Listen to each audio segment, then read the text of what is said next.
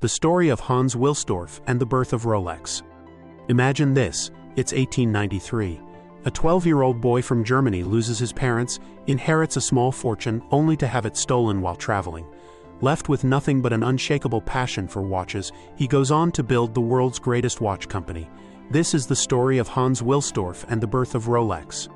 After becoming an orphan, young Hans Wilsdorf was sent to a boarding school. There he met a Swiss friend who introduced him to the world of watchmaking. By 19, Hans moved to Switzerland, the heart of the watchmaking industry, and began working at a watch company. His job, checking the accuracy of hundreds of watches daily. This sparked his dream, to create the perfect watch. But tragedy struck again. While moving to London in 1903, the money he inherited from his parents was stolen. Despite this, Hans pushed forward. In London, he joined another watch company. Learning the ins and outs of sales, manufacturing, and consumer behavior, he noticed a gap. Customers wanted simple, accurate, and elegant watches, but companies were focused on fancy designs. At 24, Hans decided to start his own watch company. With limited funds, he partnered with his brother-in-law, forming Wilsdorf and Davis in 1905. Their first product, the Portfolio pocket watch, designed for travelers. It was a hit, but Hans had bigger dreams. He predicted wristwatches would replace pocket watches even though most people saw them as feminine. To change perceptions, Hans launched gold and silver bracelet watches in 1906, targeting both men and women. They were a hit in Britain. But Hans wanted more. He wanted a unique name for his watches. After experimenting with over 100 names, he landed on Rolex in 1908. It was short, elegant, and easy to pronounce in any language. Rolex watches were selling, but they still had accuracy issues.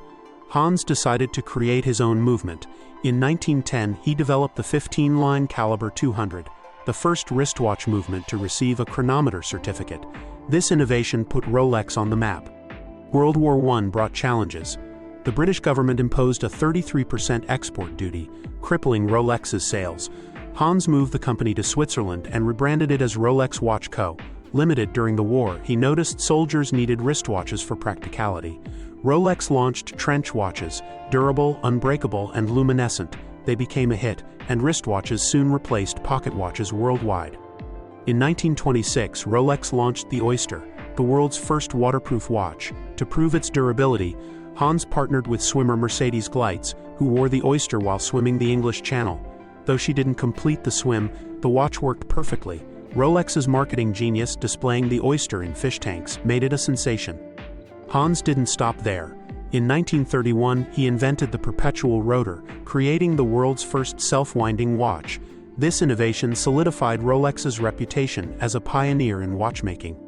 Over the years, Rolex launched iconic watches like the Datejust, 1945, the Explorer, 1953, the GMT Master, 1955, and the Deep Sea Special, 1960, which survived the deepest ocean pressures. Rolex became synonymous with precision, durability, and luxury. Hans Wilsdorf passed away in 1960, but his legacy lives on. From a 12-year-old orphan to the creator of the world's most iconic watch brand, Hans proved that passion and perseverance can conquer all. This is the story of Rolex, a brand that redefined time itself. If you enjoyed this story, don't forget to like, share, and subscribe.